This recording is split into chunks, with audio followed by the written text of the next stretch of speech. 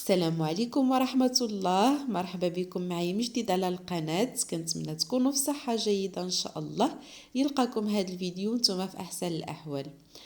اليوم جيت معكم فيديو جديد ووصفة جديدة. غنشارك معكم مادلين بالمندالين مادلين بالمندالين اولا بعصير البرتقال. هذا هو وقتهم بجوج بيهم تبارك الله، راه موجودين في الاسواق. لا البرتقال ولا المندالين.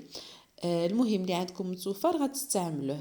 كيجي رائع بزاف هاد المادلين، هذا كيبقى لكم لاطول مده، وممكن انكم تصيفطوه مع الوليدات المدرسه الكوتي ليلكم حتى نتوما في الدار في العشيه مع كويس د القهوه. كيجي رائع جدا.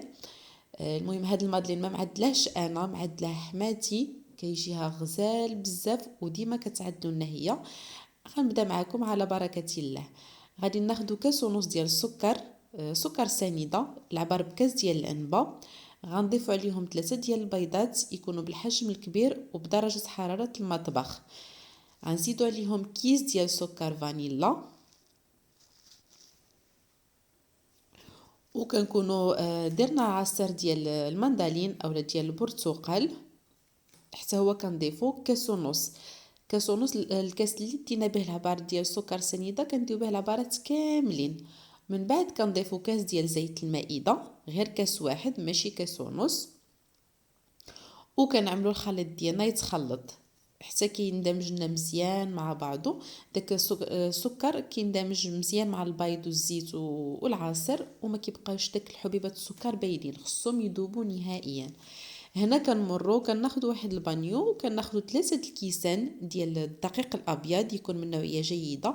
كنضيفوا عليه 2 ديال الخمارات من وزن 8 غرام وكنغربلوهم وكنخليهم على جنب.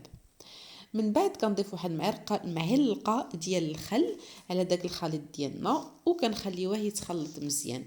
بعد ما كيطرب لنا وكيتخلطنا مزيان كنضيفوا عليه الدقيق شويه بشويه، وحنا كنخلطوا في اتجاه واحد بهذا الشكل كيف كتشوفوا. هنا بالنسبه للخليط ديالنا ديال البيض والسكر وباقي المكونات درناهم في الماكينه ديال العجين ولا في آلة العجين. هنا ممكن انكم تخلطوهم غير بيدكم بالطراب اليدوي اولا بالطراب الكهربائي، المهم اللي بغيتوا اللي عندكم متوفر ديروه. صافي كنخلطو مزيان العجين ديالنا كيف كتشوفوا بهذا الشكل هذا. بالنسبه للخليط خصو يكون القوام ديالو ثقيل شويه كيف كتشوفوا. الا ما قدوكمش داك الطحين 3 ديال الكيسان حنا خدينا بالضبط. الا كان على حسب كل دقيق والنوعيه ديالو، الا شتو الدقيق ديالكم ما تقلكمش الخليط غتزيدوا واحد شويه ديال الدقيق حتى تحصلوا على القوام اللي بغيتو. صافي هذا هو القوام اللي خصنا نحصلوا عليه، كيكون ثقيل بهذا الشكل هذا. نخلطو مزيان مزيان كيف كتشوفوا. ومن بعد كنكبوا هذا الخليط ديالنا في شي كاس اولا موزع العجين. المهم اللي حاجه اللي غتسهل عليكم انكم باش ملي تكبوه في المول ديالكم في داك الكويغطات ما يبقاش يسيح لكم من الجنابات. هنا خدينا المول ديال المادلين الخاص بالمادلين ودرنا فيه داك الكويغطات ديال المادلين كيف كتشوفوا، وكنبقاو نكبوا العجين ديالنا. كنبقاو نكبوا حتى كنعمروها تقريبا كامله، كنديروا اكثر من نص. صافي وكنستمروا حتى كنساليو المول ديالنا كامل. واكيد الا شطنا الخليط كنديروا مول اخر وكنعملوا فيه نفس الكويغطات وكنكبوا فيه الخليط ديالنا وكنعملوه في الثلاجه على بيد ما يطيب لنا هذا. من بعد كنجبدوا المول الثاني من الثلاجه وكنطيبوه. ما نخليوش الخليط ديالنا فوق سطح العمل اولا في الكوزينه ديالنا باش ما كيخمرناش وكيتنفخ. كندخلوه للثلاجه باش نطيبوه مول بمول.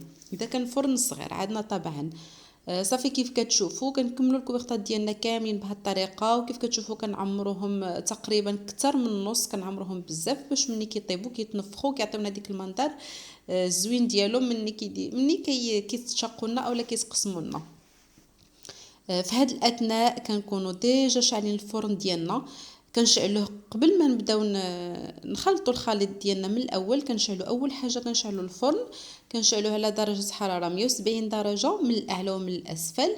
دابا راه هو يكون سخنا. صافي غادي نكملوا المول ديالنا وغادي ندخلوه الفرن يطيب. ما كيتعطلوش بزاف الطياب، تقريبا هكاك واحد 15 دقيقه وها هما واجدين.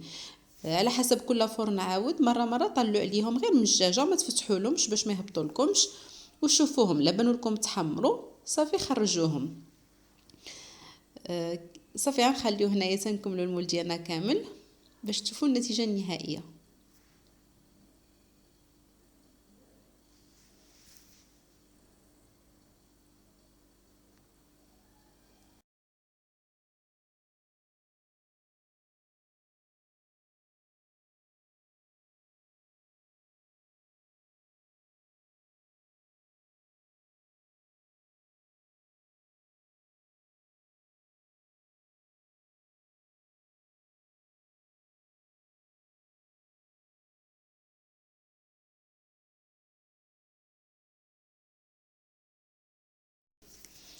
هادو لي مول اللي درت الثانيين، هادو لي مول صغار عندي هنا، فيهم كل مول فيه 6 ديال لي مادلين. هادو نخشيهم في الثلاجه كيف قلت لكم حتى يطيب لنا الاخرين عاد ندخلوا هادو يطيبوا. وها هما طابوا معنا وخرجناهم من الفرن، كيجيو رائعين جدا، كيجيو بنان ما تشبعوش منهم.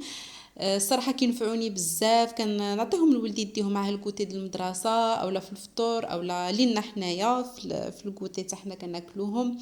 فكيجيو بنان بنان بزاف. كنتمنى انكم تجربوا الوصفه وتنال الاعجاب من ديالكم، واكيد لا جربتوها وصدقات معكم ما تنسوش تشتركوا في القناه ودعموني باللايك والاشتراك باش هكا نزيد نعطي اكثر. وهنا نكون وصلنا للاخر، خليت لكم الراحه وبسلام عليكم. نتلاقاو ان شاء الله في لا فيديو الجاي ان شاء الله. بسلامه وما كنسخاش بكم.